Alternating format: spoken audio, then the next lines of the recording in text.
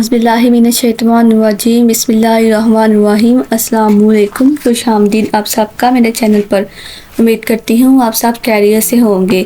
जाने पाकिस्तान के बारे में कुछ हैरत अंगेज़ फैक्ट्स और दिलचस्प मालूमात मेरे साथ। लेकिन उससे पहले मेरे चैनल को सब्सक्राइब कर दें जो कि बिल्कुल फ्री में है। आई होप आप सब ने सब्सक्राइब कर दिया होगा और साथ में बेल आइकॉन का नोटिफिकेशन ऑन कर दे ताकि मेरी हर आने वाली नई वीडियो आप तक पहुंच जाए।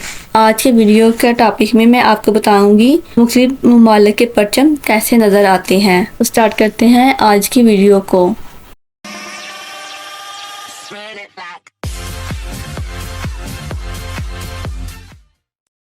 तो जैसे कि टॉपिक है मुख्तलिफ ममालिक के परचम कैसे नज़र आते हैं।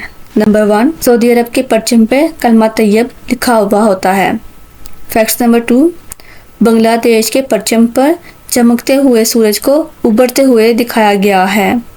फैक्ट नंबर 3, श्रीलंका के परचम पर हाथ में तलवार उठाए हुए शेर का निशान बना हुआ है। फैक्ट नंबर 4, नेपाल का परचम 2 तकोनों की तरह है। एक तकोन में सूरज और दूसरी तकोन में चांद और तारा बना हुआ है।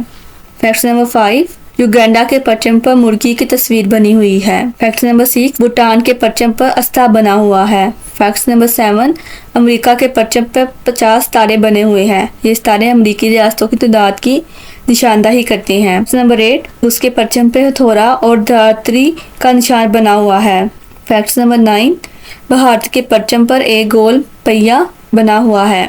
And the last but not least, Pakistan के परचम पर एक सितारा और चांद का बना हुआ है। पाकिस्तान जिंदाबाद। आई होप आप सबको वीडियो अच्छी लगी होगी। इस तरह की मज़ीद वीडियो हासिल करने के लिए मेरे चैनल को सब्सक्राइब, लाइक, कमेंट और दूसरों के साथ शेयर करना हरगिज़ नहीं भूलिएगा।